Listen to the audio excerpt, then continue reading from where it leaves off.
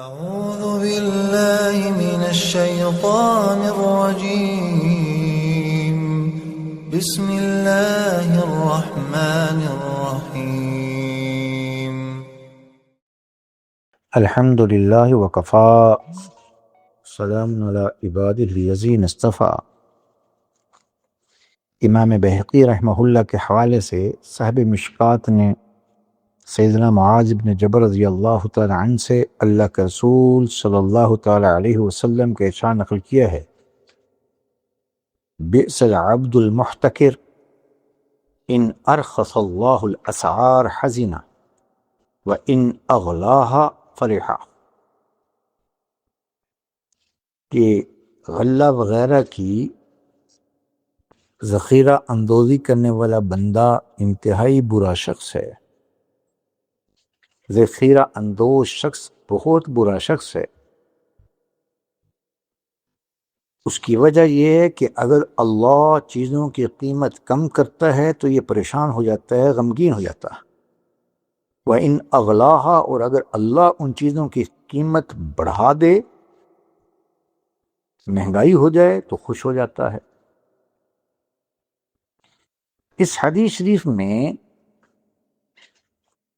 نبی علیہ السلام نے مہنگائی کرنے والے اور ذخیرہ اندوز کرنے والے کو برا شخص سے تعبیر کیا، اور ساتھ ہی اس حدیث کی تائید اس حدیث سے بھی ہے کہ چیزوں کی حقیقت اور کائنات میں ہر چیز اللہ کی منشا سے ہو رہی۔ اللہ کی مرضی کے بغیر ایک پتا بھی نہیں ہلتا۔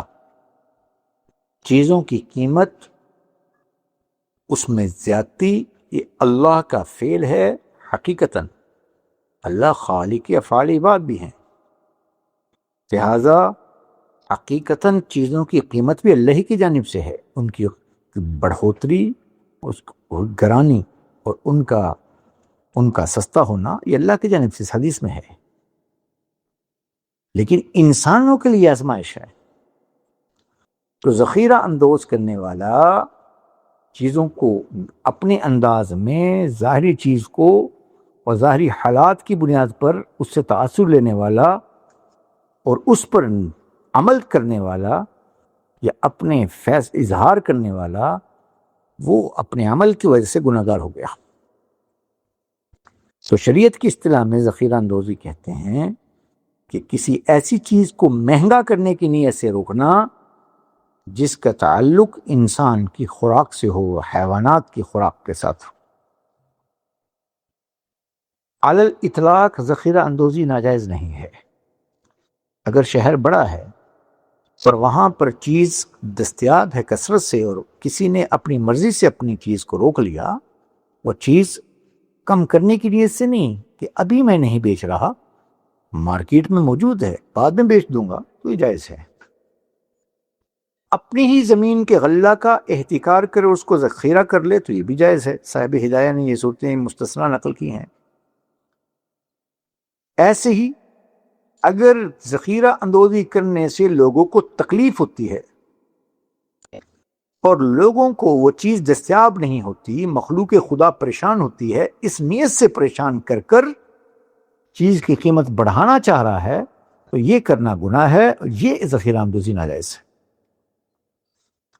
اس حدیث میں تو اس کو برا شخص کہا، دوسری حدیث میں اللہ کے رسول نے لعنت فرمائی ہے ایسے شخص پر، اور ایک روایت میں ایسے شخص کو ہر بھلائی اور خیر سے محروم گردانا، اور ایک حدیث میں نبی علیہ السلام نے اس کے لیے بد دعا فرمائی کہ اللہ اس کو کوڑ کے مرض میں مبتلا کرتے، اور ایک حدیث میں اللہ کے رسول صلی اللہ علیہ وسلم نے اس کے لیے مفلس ہونے کی بد دعا فرمائی کہ اللہ اس ذخیرہ اندوز کے فقر کو بڑھا دے، اس کی افلاس کو بڑھا دے۔